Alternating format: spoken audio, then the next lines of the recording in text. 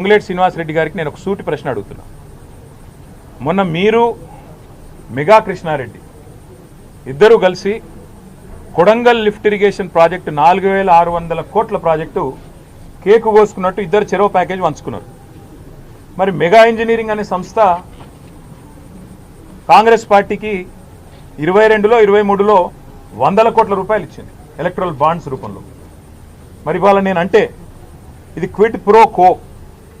Mega డబ్బులు ఇచ్చింది, అందుకే రేవంత్ రెడ్డి కొడంగల్ లిఫ్ట్ ఇరిగేషన్ ఇచ్చిండు, మీరు కూడా డబ్బులు ఇచ్చిండు, కాబట్టి రాఘవ ఇంజనీరింగ్ కూడా ఆయన పని ఇచ్చిండు అంటే మీకు సమ్మతమేనా? నంబర్ 1.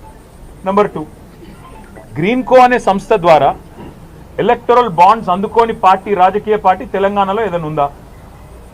ఒక బీఆర్ఎస్కే ఇచ్చిండ్రా, కాంగ్రెస్కి ఇయ్యలే, బీజేపీకి ఇయ్యలే, టీడీపీకి ఇయ్యలే, వైసీపీకి ఇయ్యలే, మరి అందరికి ఇచ్చిండ్రు కదా, మా మీద ఏడుపెందుకు? ఇంకోటి నేను అడిగేది, క్విడ్ ప్రోకో అంటే ఏంటంటే అసలు ఆ మాటకు అర్థం తెలుసు ఆయనకు? క్విడ్ ప్రోకో అంటే నీకింత నాకింత. సరే ఆయన నాకు ఇచ్చిండు అనుకుందాం, నేనేమో ఆయనకి ఇచ్చిన, చెప్తాడా? రుజువు చేస్తావా? ఆయనకి ఏమొచ్చింది ఇలా? మీరు చెప్పురు నాకు, దయచేసి నాకేం అర్థమవుతుంది. క్విడ్ ప్రోకో అనే మాటకి ఏంది? నీకు ఇది నాకు అది.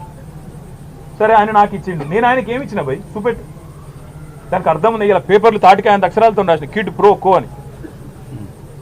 రాసేటప్పుడు 1-2 సార్లు చూసుకోవాలి కదా, ఏం రాస్తున్నాం, అది ఇంగ్లీష్ మాటనా లాటిన్ మాటనా, అంటే దాని తాత్పర్యం ఏంది, దాని అర్థమైంది, 1-2 సార్లు చూసుకోవాలి దయచేసి. ఇప్పుడు మంత్రి చెప్పిండు, ముఖ్యమంత్రి లీక్ ఇచ్చిండు, లీక్ వీరుడు చెప్పంగానే మేము రాసేస్తాం. ఇట్లయితే ఇట్లా అడ్వర్టైజ్మెంట్ల కోసం ఇట్లనా?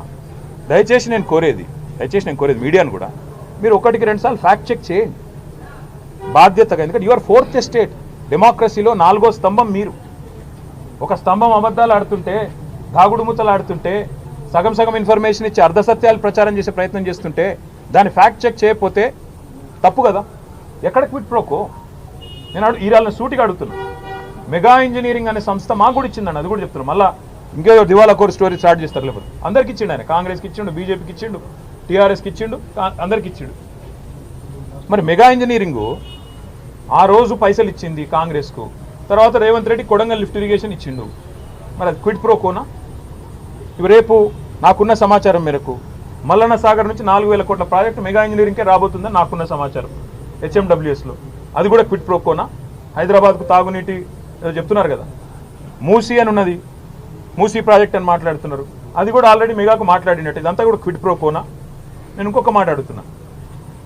మెగా ఇంజనీరింగ్ను బ్యాన్ చేయాలని చెప్పి సుంకిశాలలో కూలిపోయిన తర్వాత, రిటైనింగ్ వాల్ కూలిపోయిన తర్వాత HMWS రిపోర్ట్ ఇచ్చింది బ్లాక్ లిస్ట్ చేయమని. మరి ఎందుకు చేస్తలేవు? క్విడ్ ప్రోకోనా? ఆయన ఇచ్చిన ఎలక్ట్రల్ బాండ్స్కు ప్రతిఫలం చెల్లించుకుంటున్నావా? చెప్తావా సమాధానం దీనికి? అందుకే నేను అంటున్నా, మాట్లాడేటప్పుడు ఒళ్ళు దగ్గర పెట్టుకొని మాట్లాడాలి. ఒక కాంట్రాక్టర్ మంత్రి, ఒక బ్రోకర్ ముఖ్యమంత్రి, ఇట్లే వస్తాయి మాటలు. ఏం చేయాలి మరి? వాళ్ళకి తెలిసిన రాజకీయం ఇది. ఇగో నేను చెప్తున్నా కదా, ఇగో పాపం ఆయనకు ఏదో కొత్తగా మంత్రి పదవి వచ్చింది, ఆగబట్టుకోలేకపోతున్నాడు. అన్నీ బయటకు వస్తాయి బ్రదర్. ఎవలోల దగ్గర రియల్ ఎస్టేట్ ప్రాజెక్టులు గుంజుకుంటుండు, ఏ భూములు 30-40% రాయించుకుంటుండు. టైం వస్తుంది, ప్రతిదానికి టైం వస్తుంది. ఎగిరిత పడదు. ఎగిరితామంటే ఆయనకు అర్థమవుతుందో లేదో చెప్పురి. ఇగో బ్రదర్, ఇగో 1 ఇయర్ నుంచి ఈ టైం పాస్ నడుస్తుంది. మళ్ళీ చెప్తున్నాను, 1 ఇయర్ నుంచి ఇదే టైం పాస్. మీకు మంచిగా నడుస్తుంది కాలక్షేపం మీ సన్నాసులతో. ఎందుకంటే కొద్దిసేపు ట్యాపింగు, కొద్దిసేపు కాళేశ్వరము, కొద్దిసేపు జన్వాడ, అదేందో వాడేదో బ్రహ్మ పదార్థం ఉంది, ఇంకొన్ని రోజులు డ్రగ్స్, ఇంకొన్ని రోజులు ఇంకోటి హైడ్రా. ఈ డ్రామాలు తప్ప రైతులు ఎక్కడ వాయే, రైతు భరోసా ఎక్కడ వాయే, నువ్వు ఇచ్చిన 420 హామీలు ఎడవాయే, 6 గ్యారెంటీలు ఎడవాయే, తులం బంగారం ఎడవాయే, స్కూటీ ఎడవాయే, ఒక్కరని అడుగుతురా బ్రదర్ మీరు? ఎంతసేపు ట్యాపింగు, కాళేశ్వరము, ఇది అది పెట్టు. మాకు ఇంకోటి కూడా తెలుసు బ్రదర్, ఇది ఆరంభం మాత్రమే. మా మీద కూడా కేసులకు ఇంకా 4 ఏళ్ళ చాలు ఉంటాయి. మాకు కూడా తెలుసు అది, ఇంకా 4 ఏళ్ళ చాలు ఉంటాయి. అన్ని ఎదుర్కొంటాం. అన్నిటికీ ఇవాళ రక్షణ కవచంలాగా ఈ దేశంలో న్యాయ వ్యవస్థ ఉంది. ఇలాంటి దుర్మార్గుల పన్నాగాలను అడ్డుకోవడానికి నాకు భారత రాజ్యాంగం ఒక పౌరుడిగా అంబేద్కర్ గారు అందించిన హక్కు న్యాయ వ్యవస్థ. తప్పకుండా న్యాయ వ్యవస్థ మీద మాకు గౌరవం ఉంది, సంపూర్ణమైన విశ్వాసం ఉంది. అక్కడే న్యాయ పోరాటం చేస్తాం.